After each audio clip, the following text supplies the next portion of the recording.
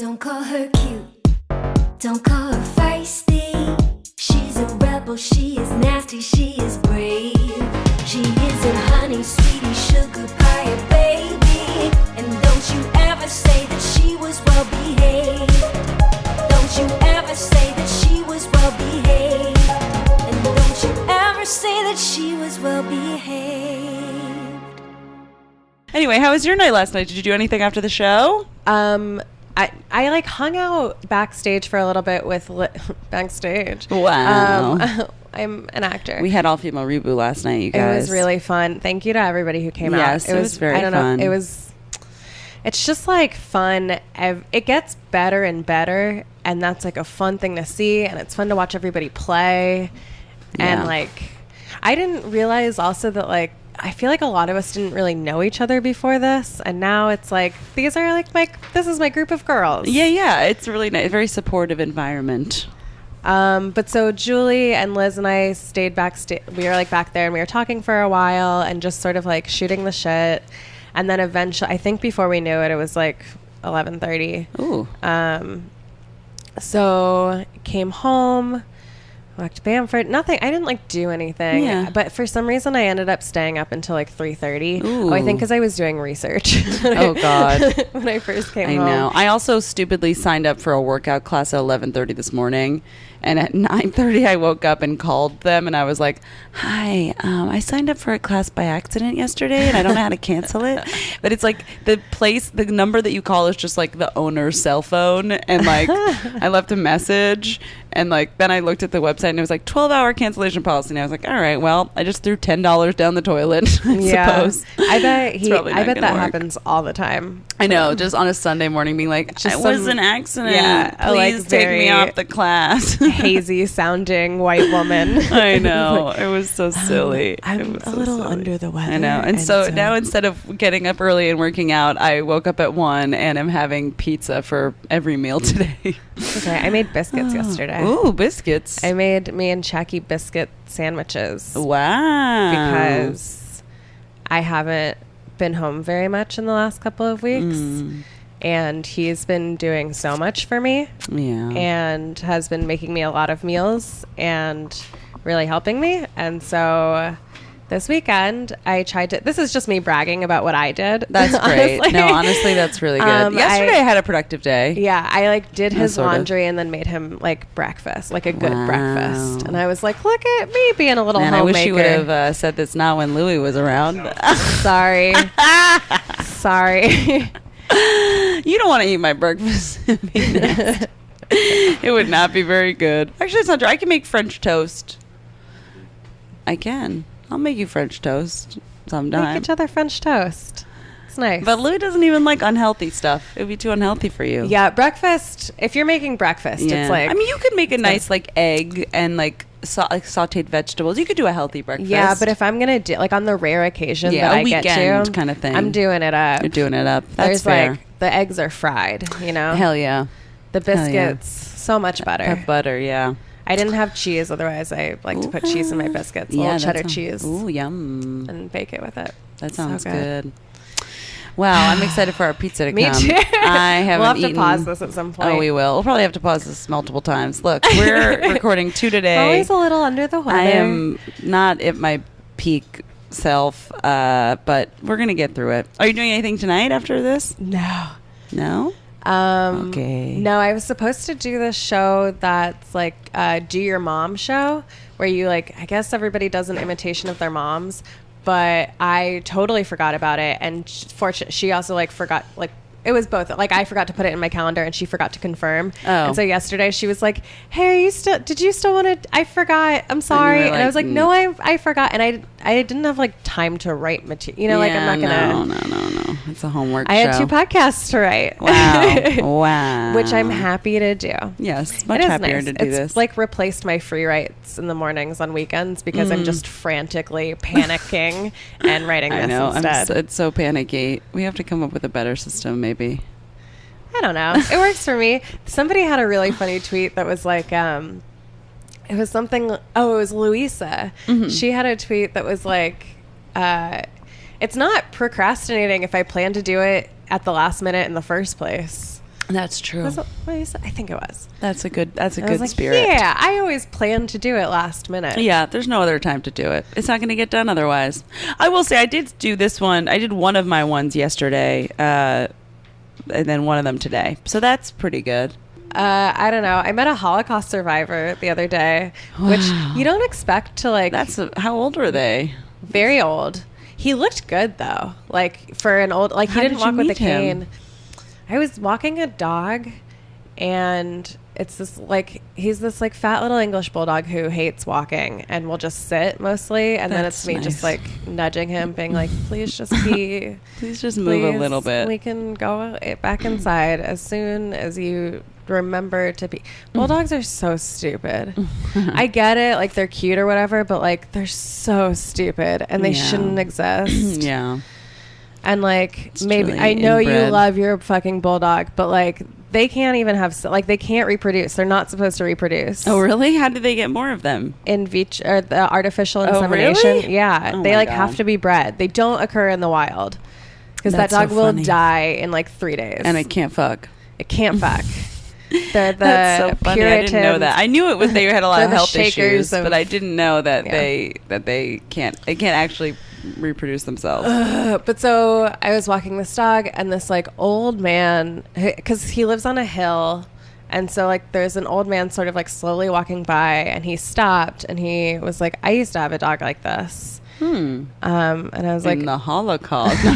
before, yeah. And yeah, this is like not a lighter topic, but Oh, whatever. it's a history podcast. It's all pretty dark. Yeah. I was like, "Oh yeah, you had a dog like this?" And he was like, "Yeah, when I was a teenager." And then I was like, "He's friendly if you want to pet him." And so he pet him. And then I asked like where he was from, and he was like, "I'm from Hungary." And then he just like stared me in the eyes and was like, "I'm a Holocaust survivor." Damn. And he probably does that he probably says I that to every person know. walking a dog. I bet he does. And he should. Fucking tell You everybody. should get a pin or Just something. like remind everybody that it happened and you are better Never than them. You forget. survived it and you're like a stronger, like, Damn. like remind any girl who looks like me with like fucking like hipstery glasses or whatever, to like be like, "Oh, are you a little depressed? I survived the Holocaust." Yeah, that's a good slap in the face. Really wakes you up. And then, but then I like didn't know whether or not to ask him questions. Yeah, because I that's- have so many questions. But then, Like, one, are you lying? No, I'm just kidding. well, he told me to Google him, and so which is also Did like, you? what a power play. I did. I Googled him, and he has a movie coming out about him that Carl Reiner is playing him. Wow, really? Yeah, and he wrote a book, so I ordered his book because I want to read Wow. that. Because he like. Were you like, I'm Jewish? I didn't tell them that I was Jewish, and I don't know why. Yeah. Well, it's like He a weird asked if thing I to- was Jewish. Oh, Or, and you no, he said- didn't ask if I was oh. Jewish. He asked. You know what it was? He like He said asked it if you kind of. believed in the Holocaust. Yeah. He said it kind of condescendingly, which, like, I mean, if you're a Holocaust survivor, you're allowed to be condescend. But he was like, "Do you know anything about the Jewish faith?" And so I just said yes. And he didn't ask me any more questions. Weird. And so then because he was telling me the story about how, sorry, my brain's all over the place. It's okay. Mine scrambled eggs. He was telling me the story of the dog and how smart his dog was, because I guess according to Jewish law, like animals aren't allowed to be in the house when you pray, because they're not kosher, like they're not clean. And so, which I immediately took offense to, how my dog is perfect and she's allowed to be there no matter what I'm doing. Whether it's praying or sleeping, she's allowed to be there. Wow. So he said that, I'm a little stoned. Hey. And so this guy, he said like every time that his dad would pray, he would like he would just say like, "Time to pray," and the dog knew to leave and like come back in 15 minutes or So whatever. I guess bulldogs aren't so bad after He wasn't. all. I don't think his dog was a bulldog. Oh. I think he just wanted an excuse to pet a dog. Yeah. Well, I get that. Okay, that's fair. That's allowed. He said he's excited that Carl Reiner is playing him. Wow. That's a Carl Reiner. That's gonna be great. Is it a rom-com or? Jesus. Oh, you guys. Okay, All right. let's Enough start. Holocaust Jesus. jokes. Cut a lot of this. Okay, I will try. If you Probably can. I won't. Okay. Unless there's something you really want me to cut. I don't know. Was I just rude about a Holocaust survivor? No, you were actually Okay. very nice. I just kept making jokes, but I think they were. I do deeply respect him, to be clear. And I'm glad that he made it. You know, Yeah, me too. so that he could remind us that our problems are dumb. I know. I had so many questions. I just didn't want it to turn into then like a 40-minute interaction. Yeah, you were like, I have to go. And also like, oh, am I just gonna like force you to relive these memories Yeah, if I it's tough, ask you 'cause these he brought it questions? up, but like, he brought it up, but also like, how much detail does he really want to go into? yeah, it's sort of like I want to leave that up to him, Yeah. but maybe he just wants to talk about it. I don't know. So Yeah. I'm gonna read his book, and then maybe I can. What's just, it? Do you have if his I- name? What's his book called? Do you know off the top of your head or whatever? Okay, it's fine. I can find Google it. Carl Reiner Holocaust movie, and I bet you'll find it. His name is Leslie something. Ooh. Hi, you're listening to the very upbeat, always fun and chill and light Yes. podcast called Well Behaved. I'm Molly Ruben-Long. I'm Ariel Elias, and it's a podcast about women in history who you have maybe never heard of. and this one guy who you haven't heard of either, who's a Holocaust survivor. We're just here to learn in like a fun, cool, hip way. Yeah. Just very, very light. I think you're first. Okay, cool. So I was inspired by the royal wedding, and I was like, all right, who are some other like famous British ladies? You know, so my woman is Nell Gwyn. There it is. She was born. Were you expecting applause? Yes. She was born Eleanor, but then she got the name Nell. That's a cool shortening of Eleanor. It is, yeah. Nell Gwyn is a cool name. Nellenor. Yeah, I like the name Eleanor. Nellenor. I like the name Eleanor. It's very regal. Yeah, it seems But like it's like fun. It's like a girl who's like got a lot of. She's classy and like fun. yeah, she has really good posture. Probably because of Eleanor Roosevelt, I like it. But I just like the name Eleanor. I think don't know it's if good. I'd call Eleanor Roosevelt fun. Well, I think she's just like cool. She's like down to earth. Yeah. She's like both. She's both Confident. classy and down to earth. I feel like, you know what I mean. Yeah. Anyway, so Nell Gwyn, she was born February 2nd, 1650 in London, and just a little bit of like background that I had to learn. So at this time in London, or in England rather, England was going through this kind of weird time in its history where, okay, I did this yesterday, so we're going to have to remember, but this weird time in its history where they had killed Charles I. They'd killed the king, and Oliver Cromwell, who's like a name that I've definitely heard of before, but I didn't really know much about him. He turned England into a republic for like 11 years, but he was a Puritan in like the truest sense. And so for this like 10 or 11 years in British history, while it was a republic, it didn't have like a monarchy or anything. But it was like very bad. Like everything was outlawed. The obvious things like alcohol and sex, or like, sex not in marriage, or like whatever. But then also crazy things like skipping or unnecessary walking. Like walking for fun was outlawed. Was it like a democracy or just a dictator? I couldn't like, really what did it understand. turn I mean, I into? think it was just like parliament. I think it was just like he gave some name. I don't know. He gave some name to himself. Like he was like a lord something. I don't know. I think I think they just didn't want a monarchy, basically. I don't know exactly how it worked, but basically there was like no real like royal power at the time, and he turned it into this republic, but it was like very strict and like bad. And so at some point they have this fight, and Charles II comes into power, and so then like fun stuff comes back. So right when she's born, like the fun stuff starts It's like, coming you guys back. ready to party? Yeah, you guys ready? And so like he reopens the theaters, and he like allows all this stuff. And so it's this age of like fun. And Nell Gwyn ends up sort of being like a public sort of folk hero that sort of represents all of this like fun and joy and like lust and excitement coming back into England. So I'll tell you a little bit about her. Her father died in a debtor's prison during her infancy. She was born Sounds very fun. poor. Sounds pretty joyous. She's fun. Yeah. Her mom ran a brothel, so she was born into this brothel, and like from a very young age started pouring the guests quote unquote strong waters. Yeah. Which is just liquor. Not water. So she was just like a little baby bartender. That's really cute. Super cute. Aww.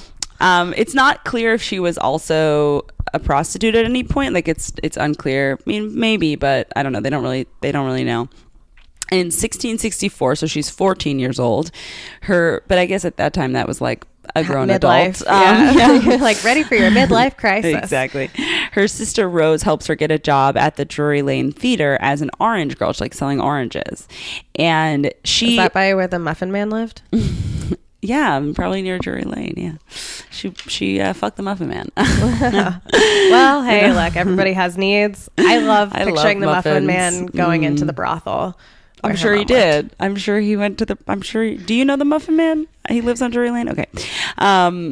Sorry. I've always my whole life pictured the Muffin Man as a muffin with arms and legs, and I'm just now realizing no, it is a man who sells muffins. It's like the guy who brings around the muffin. My whole life, I've pictured it as a Muffin Man. That's like how one time I looked at a U-Haul truck and I was like, oh, U-Haul. U-Haul it. Okay. Like way too late. Like 5 years ago. I was like, oh, I thought that was just like a random name. Yeah, mine was 5 seconds ago. That's crazy. No, the Muffin Man.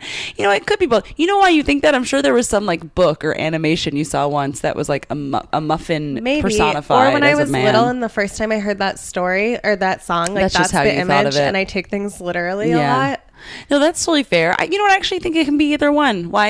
I don't just limit always yourself. pictured this like big muffin with like white gloved arms, like this, and then real like just spooky. sort of like trotting down the street. You know what? That works too. It's up. You know, the good thing about art is that it's up for interpretation, and there is no higher art than a nursery rhyme, I think.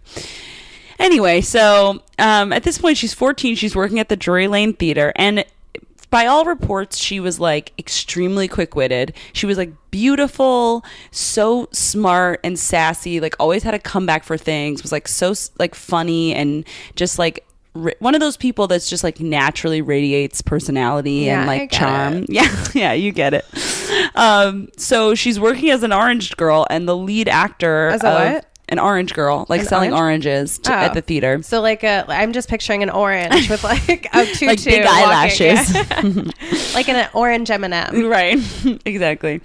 And so the lead actor, Charles Hart, who's like the lead actor at the Drury Lane Theater, notices her, and like they become lovers. And it's a little unclear how old he was, but they died around the same time. So I think, and she lived about the average lifespan at the time, which was like a little under 40. So I think they were probably close. He was probably a few years older than her, but he also could have been way older than her. Also, he is probably the nephew of Shakespeare, which is interesting. Ooh. But it's said that Shakespeare was just one person. It said that he trained her to act, or he like helped her he was like, you should act. You're funny and cool. And also like this was a new period of time where women in England, this is like the first era in which women were going on stage in England. And it was because when Charles II reopened the theaters, he had been to Paris and seen that women were on stage there. And so it was part of this whole like, you know, exciting time where they were like, oh, okay, women are going to be on stage now. We're fun and cool. But women weren't like very respected on stage. Men could pay a penny to watch them change.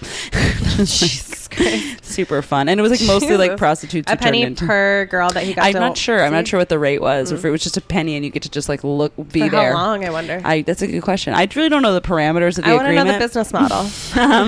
I'm going to start it myself. So anyway, in December 1665, she debuts on stage. And from 1666 to 1669, she was the leading comedienne of the King's Company. She took a short break in 1667 to be the mistress of Lord Buckhurst. Oh. But basically, she just is like she's just like a fun, awesome chick who's like a working actress and comedian. She becomes like sort of well known. She originates a bunch of like popular roles in plays that I had never heard of, and I went to theater school, but I'm sure are good. good. There was this one playwright who kept coming up, John Dryden, and he wrote a lot of parts for her. So it's like, at the beginning when women start to perform in theater in England, they're very disrespected. They're mostly just playing like roles that are made for boys, and like people are charging to pay them. But then as they gain, which is crazy because like there were roles written, like women were in these plays and they just had them be played by men. It was just, they didn't really know what they were doing with them yet. And then, but I guess they were bigger parts, and so the men wanted the bigger parts, even if they're not playing a woman. Well, fortunately now everything is equal, and they figured it out. They did, they did. It's really great. Progress is wonderful. Oh, ooh, shit! It's pizza, and we're back. Okay, all pizza. Right. I feel better. Yeah, me too. Okay, now this one is some real stop and start. That's okay. Okay, so Nell was having these like parts written for her. Right. By playwrights, because at first they were just like, the female actresses at the time were just like prostitutes and no one like respected them, but eventually the ones that did well would get like playwrights interested in writing for them. So that was what was happening with her. She was reportedly a great singer, a dancer, super witty, and her nickname was Pretty Witty Nell. Oh. Yeah. So in 1669, she becomes the mistress of the king of Charles II, who has like real Adam Driver vibes. If you look him up, Adam Driver, the guy from Girls and Star Wars. Yeah. He kind of looks like him. He looks like a less ethnic version of him, like a much whiter version, but like similar sort of face. She's 19. He's 20 years older than her. Okay. And he has, I looked Charles II up, and he has like a lot of mistresses.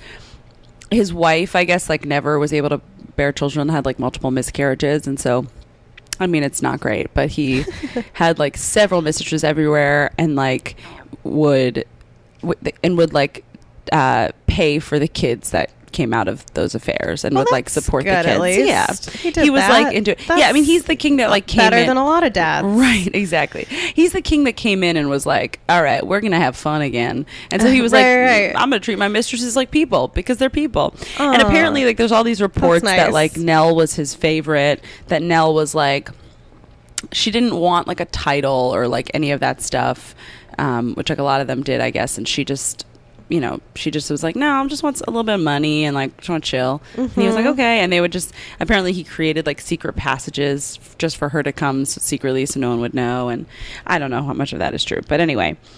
I'm sure he had that secret passage and told like 4 different women that it was just for them. Yeah, he's not going to build a different secret passage. And then every time. like one night they run into each other. Right. One's on the way out, one's on the way in. They're like, "What are you doing here? What are you doing here?" Yeah, exactly.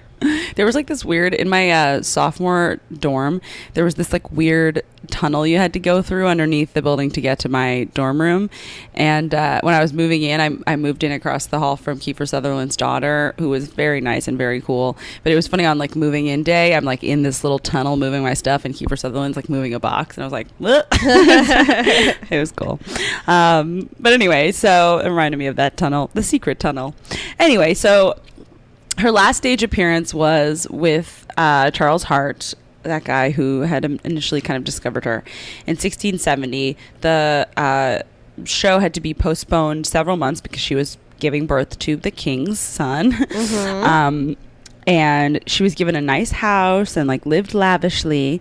And she spent the rest of her life pretty much just entertaining the king and his friends. And she got her, so she never really wanted a title personally, but she was smart enough to get Charles to make their son give him a title. I think at first he was a baron, eventually he became a duke. I don't really know the difference, but so he has like the rights to some inheritance. Yeah, rights to inheritance, and just as a higher status in British society than like just the the daughter or the son of a brothel woman. He's accepted as the son of the king, and like, but he's not, he can't be a king. Yeah, but he can be nobility. He gets invited to the parties. Exactly. Yeah, it just elevates his life a lot. So she got her. Oh, and they had another child that died pretty young, so that was sad, but whatever. She bought. This was a funny detail. She bought her mom, the woman who ran the brothel. She bought her a house in Chelsea, in 1679, but her mom, this is sad, her mom got too drunk one night and fell in a brook. Oh no. And I was like, you can take the girl out of the brothel. But yeah, she drowned in a brook because she was too drunk. Anyway, she was you know what, she died the way she lived. Yeah, just having a good time. Nell was illiterate, so she never like learned to read or write. She would have people write letters for her, and then she would just scribble like her initials badly, kind of illegibly at the bottom. She was apparently never, like, once she met Charles II, never was with another dude, even after he died. Like, she was faithful to him. I don't know why. It's so weird reading a lot of the histories of her because they're so, like, some of them are so condescending towards her, which is frustrating, you know? Like the thing about her not wanting a title, like there was one source, I forget which one I read, but there was some source that was just like, she was so nice, like all those other women. And it was like, what? They were all just trying to do their best in the weird circumstances that they were under. You're like trying to pit these women against each other. It's like he's the one cheating on his wife. Also like 400 years later that you're right. Like who gives a shit? It was so stupid the way that some of the stuff written about her is just so like, it's just like so drenched in that person's opinion of what a woman should be or whatever. Also, like, I doubt that, I mean, maybe who knows, but like, I doubt that somebody who was like this chill girl who was like, yeah, I'm gonna like fuck the king and like live my life and entertain people was also like, and I shall never take another lover again. I know. It doesn't really sound right, but who knows? But it does sound like, I mean, I guess from the general sense feels like they did have like a love and respect for each other. There's also like a folklore that says that when the king died in February 1685, like on his deathbed, he was like, let not poor Nelly starve. Like that was like one of the last things he said or whatever. Take care of So I mean, Nelly. who knows? Yeah. So I do think his that wife they had, was like, cool. Cool. His other mistresses were like, cool. Well, I guess the wife is taken care of by like the system, and like there's no one there to look out for her. She was apparently, when he died, she was like so in debt that her creditors like wouldn't give her any more money. And luckily, her Charles's brother James II took his word and gave her took her out of debt, gave her a line of credit, like got her a monthly stipend to take care of herself. Oh, nice. So she was well taken care of. Yeah, that would be awesome. Honestly, being like a kept woman in this era sounds like a dream. I met a woman. As long as you like kind of like that guy, it's like, all right, I don't want to be his wife. We just hook up sometimes and then he just pays for my life. That sounds honestly perfect. I met a woman who works at one of the hairdressers by me. There's so many. And she was just like popped out to like say hi to my dog or whatever. And we started talking, and she basically like lives that life. Like she moved here from California to young? Live with her boyfriend. She's not that young actually. To live with her boyfriend, and she like got this job because she was just like bored. I was like, that's nice. And she was like, yeah, I mean, my boyfriend pays all the rent, so like I just like did this because like I don't know, I just have to the winter. Yeah. Okay, that's all right, good for you. I mean, you know, if that's she seems happy. People who are, I know I say that, but then like if Louis wants to buy me something, I'm like, no, I want to buy it with my own money. Because we all have like different things that make us feel better. Yeah, you know what I mean? Yeah, and, like, I know. I wish I had that. I used to. I don't know. I don't like the idea of being so financially dependent on someone. I don't either. But I remember when I first started dating Shaki, there was one time where I think this happened a couple times. Like I would want him to drive me home because I lived so far away, and it would be like pretty late at night. Because I didn't always spend the night because I had this dog.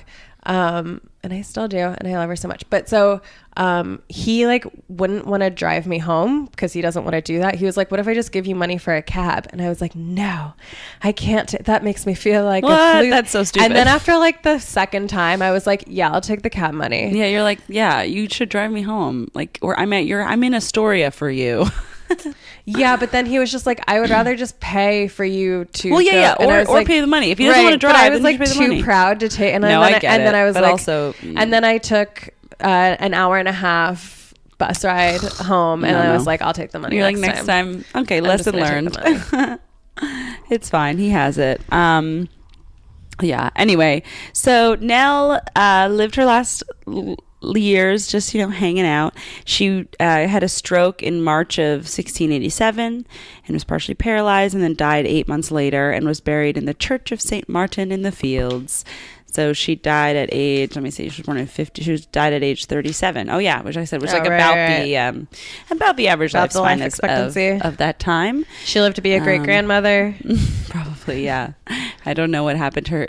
I looked up her son. I think, he went on to just kind of be like a aristocratic kind of guy, whatever. Mm-hmm. He lived a decent life, all because his mom was smart enough to fuck a king. Yeah. He should be grateful to her. But yeah, that was Nell Gwyn. So she's sort of like a British sort of folk legendy person, and just, kind of a light one.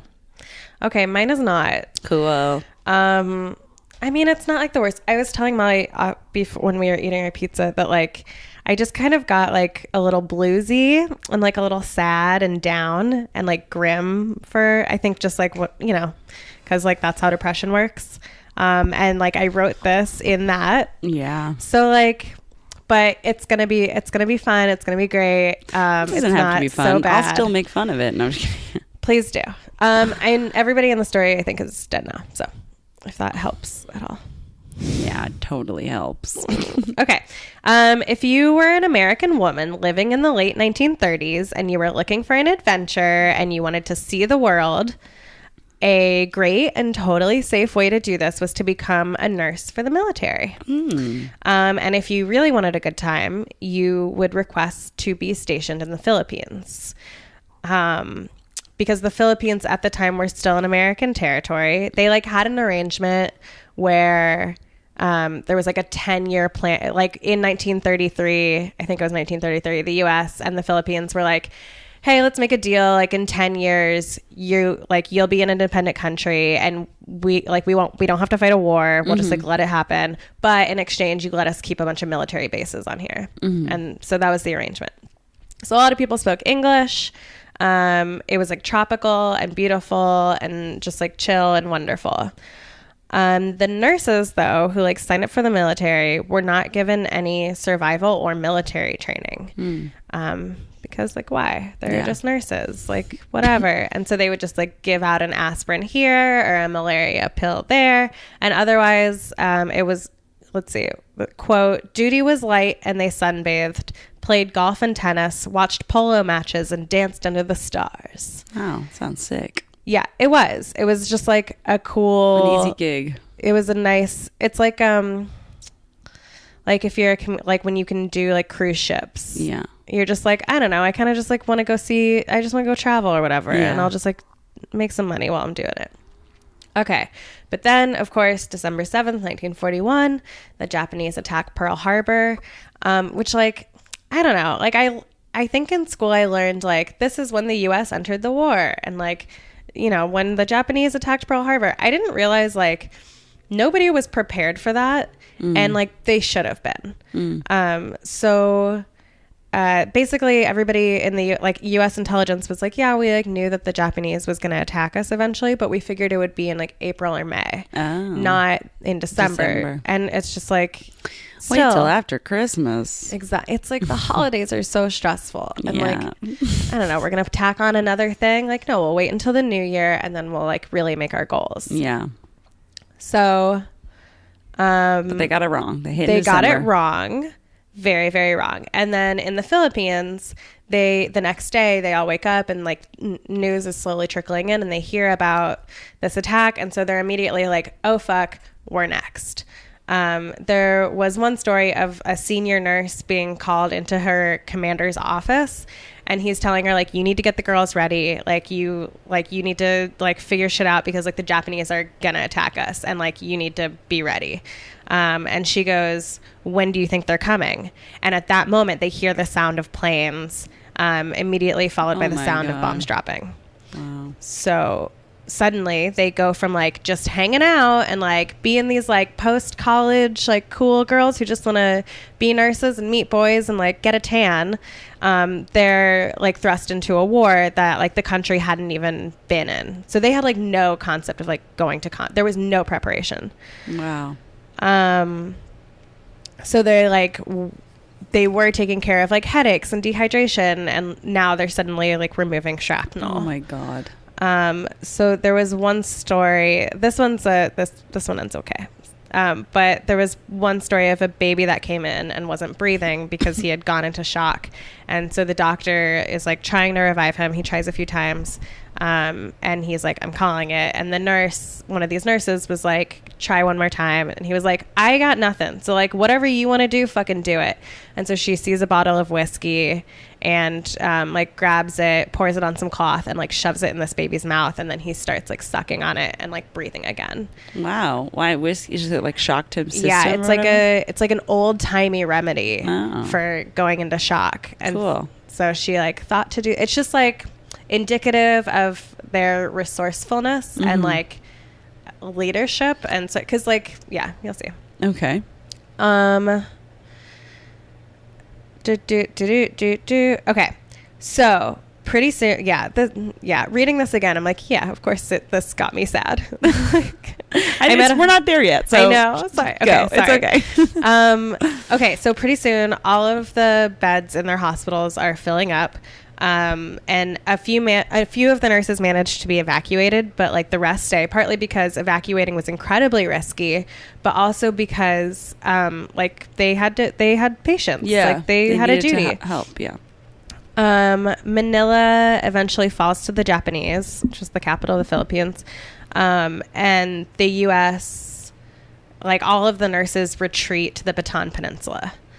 And while they're there, they set up these makeshift hospitals to treat their soldiers. They're just like, okay, we've got to do this. Like we're in combat now, but like we have to do it. They became the first women to be in combat in the U.S. Oh, cool. And so they set up these like makeshift, like rickety little hospitals. They have no roofs. And then also hospitals became this like huge target of the Japanese. Like they would intentionally bomb hospitals, which is so shitty. That's awful. And then like all of these soldiers and the nurses are getting bitten by mosquitoes constantly. Their supplies start to run out. People are getting dengue fever, which they described as like basically the feeling of having the worst flu in your life. Oh my God. They had malaria and beriberi, which sounds like a really cute disease, but it's really bad. Like a Nickelodeon and it's like character. What? Sounds like a Nickelodeon character. Beriberi. Yeah. Yeah, it just sounds like, I don't know. It just like sounds sweet and fun, but it's a vitamin B deficiency. Cool. And it causes your limbs to swell. Very, very bad. Very, very bad. It causes your limbs to swell and your heart to fail. It's just a cute, fun little poem I wrote. Fun. The hospitals that they built were built to handle 1,000 patients, and they are at 5,000. The nurses are getting sick too, of course, because literally everybody had malaria. Oh God. But so because everybody had malaria, nobody thought anything of it. They were just like, yeah, whatever. Like we all have malaria. We just like get up in the morning and we do what we have to do. There was a story of a nurse who had to learn how to assist with surgery one-handed because she couldn't get the other one to stop shaking from malaria. Oh God. So she was just like, well, I'll just like tie this behind my back and like do everything one-handed. Wow. Certainly not dancing under the stars anymore. No. But then the soldiers, like their patients, start calling these nurses the Angels of Bataan. No. And that's like what they're known as. So I didn't do like one person. Yeah. It's just like a collection of, it's 77 nurses. Cool.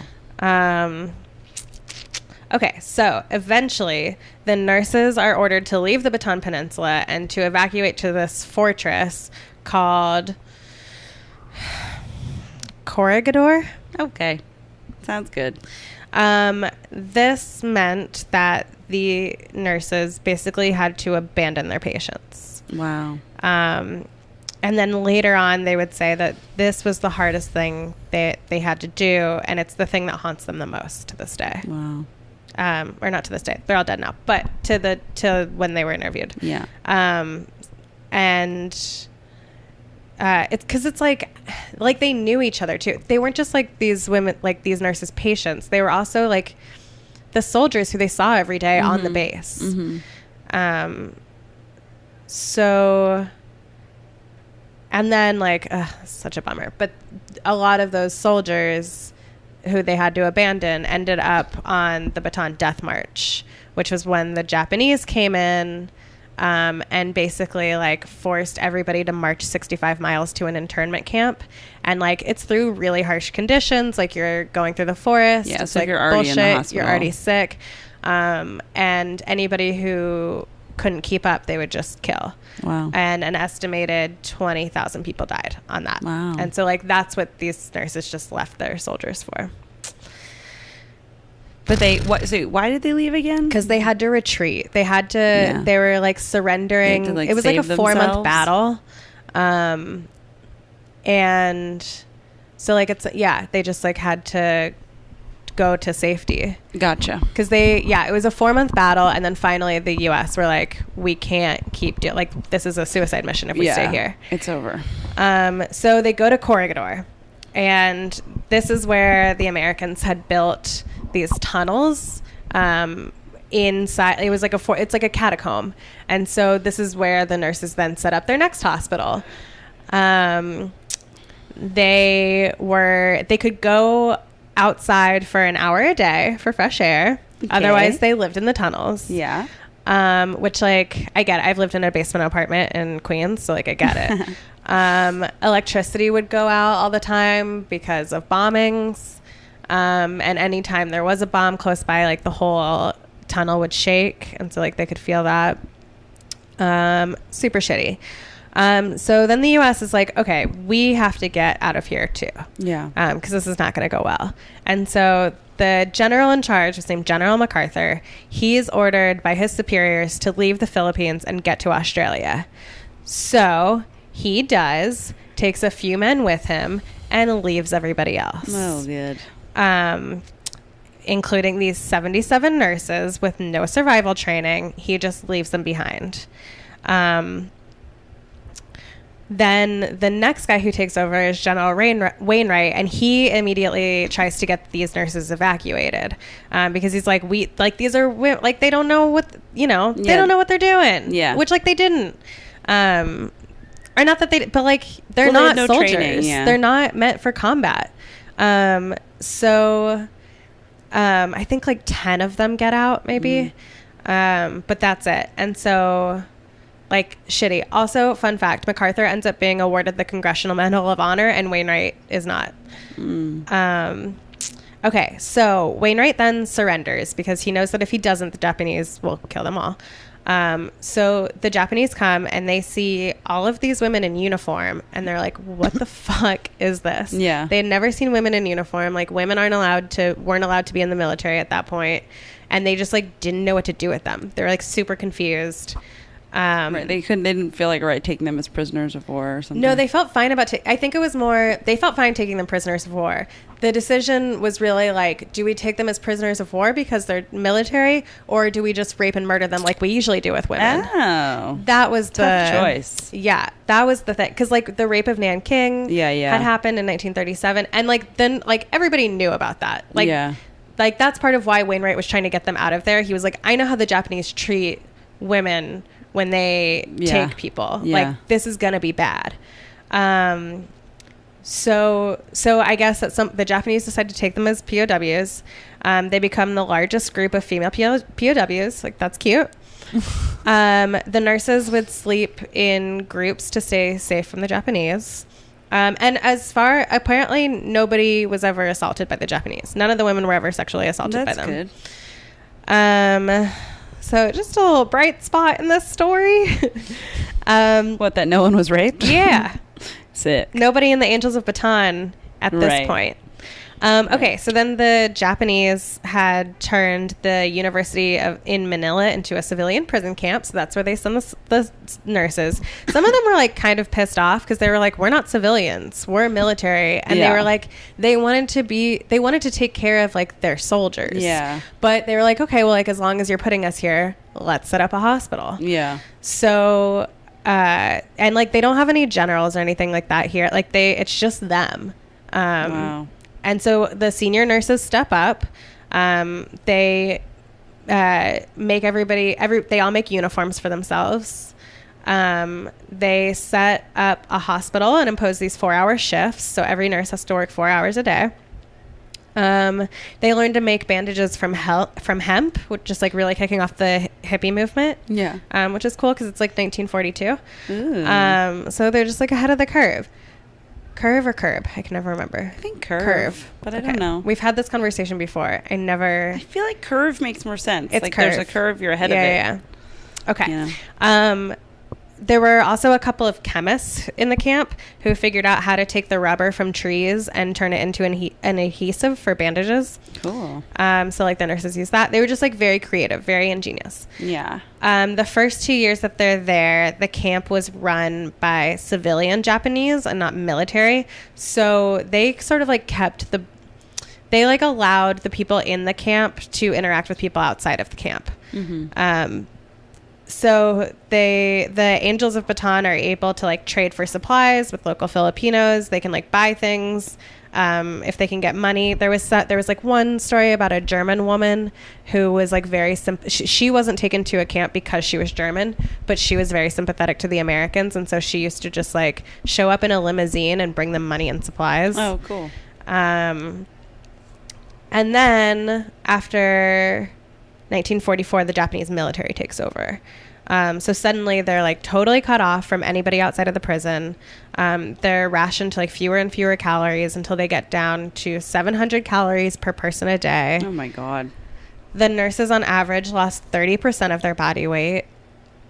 There was a quote. I mean, I know. I had the same thought, but then I did the. No, it did start. I did the math, and it's like that wouldn't even look good.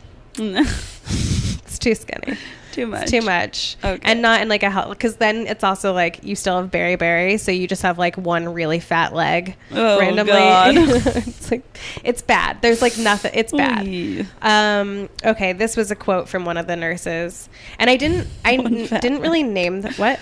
One fat leg. That image is really weird. Sorry. It's like not funny. It's very sad, but it's also funny. Yeah. If it was a cartoon, it'd be funny. It looks like a drawing. Like in my head, it's like a drawing from a very untalented child. Yeah, like it's a little Popeye-ish. Anyways. Okay, so here's a quote from one of the nurses. The large flock of pigeons that had nested in the eaves gradually disappeared. That nurse later said she ate dogs and cats and once crawled around the floor to find a single grain of rice. Wow.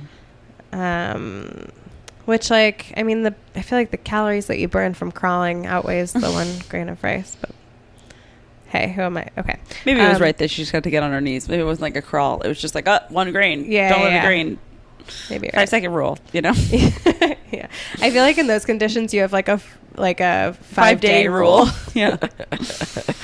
Like literally there's no rule whenever you find. No. Just whatever food you can get, you eat it. Let's see. Quote, they knew the camp was on a death watch and it was only a matter of time. They would make these cynical jokes about it, but none of those nurses ever expressed a fear to me about their own deaths ever, either in battle or in camp. And I think that's from their general, from General Wainwright. Okay, finally, in February 1945, so they've been in the camp for 3 years. They hear this large crash at the front gates and they smell gasoline. And they're totally freaked out. And then they hear a man say, hello, folks. They realize it's the Americans and they run out of their... Was it Mr. Rogers? Yeah. Howdy. Hello, folks. Won't you be my neighbor? Okay, so they realize it's the Americans. They all run out of their rooms. They're so excited. And then they spontaneously start singing God Bless America. Wow. Okay, all 77 nurses survived.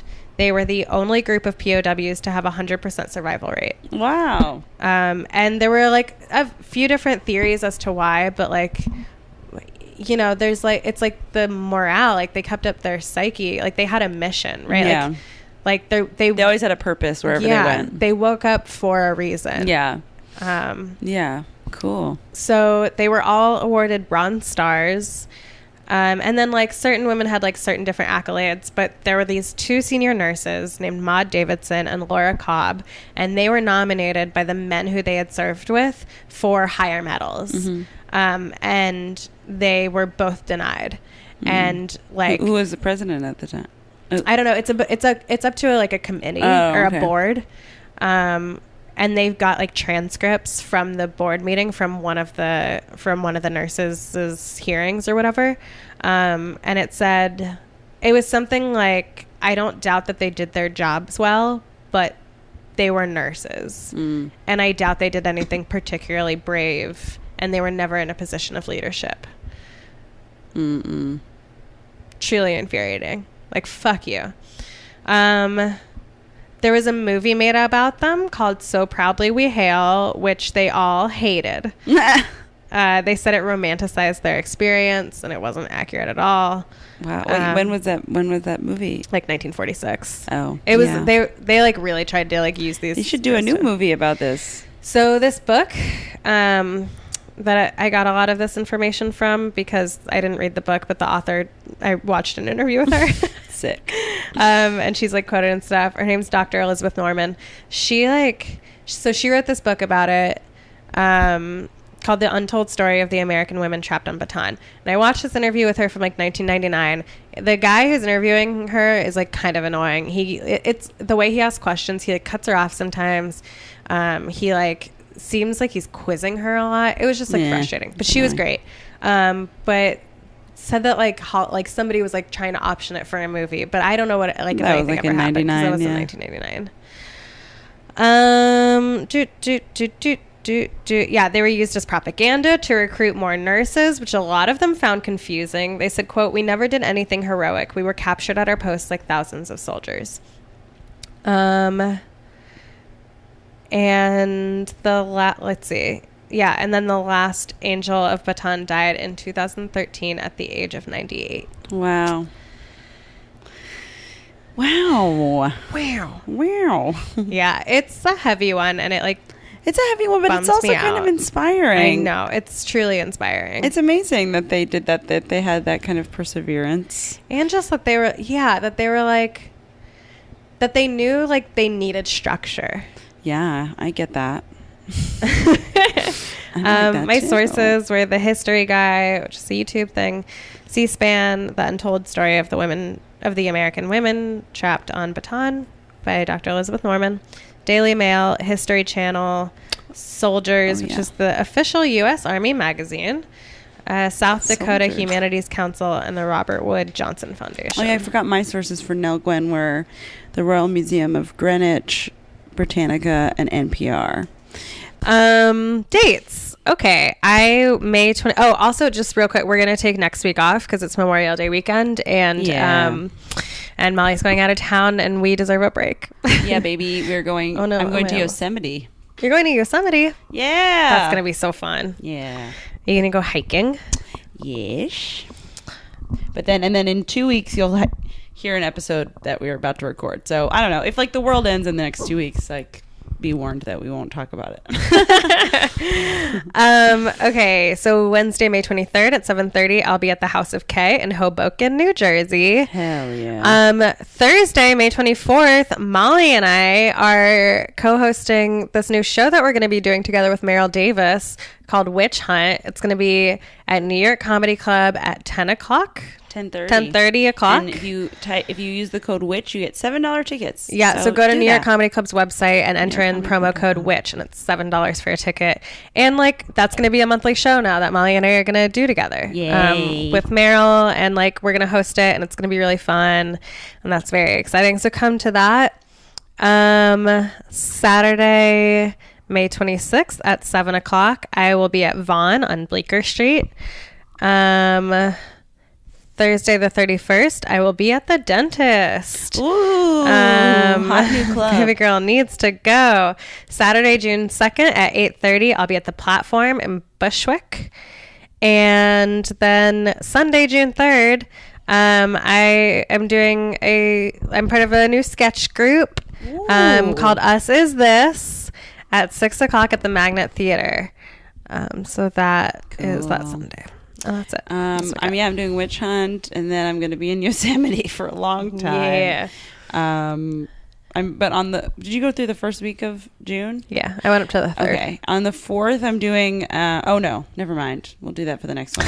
Okay. Whatever. Basically, I'm out of town. I'll be at Witch Hunt on Thursday. All right, cool. Well, thanks so much, and Keep making history. And don't you ever say that she was well behaved.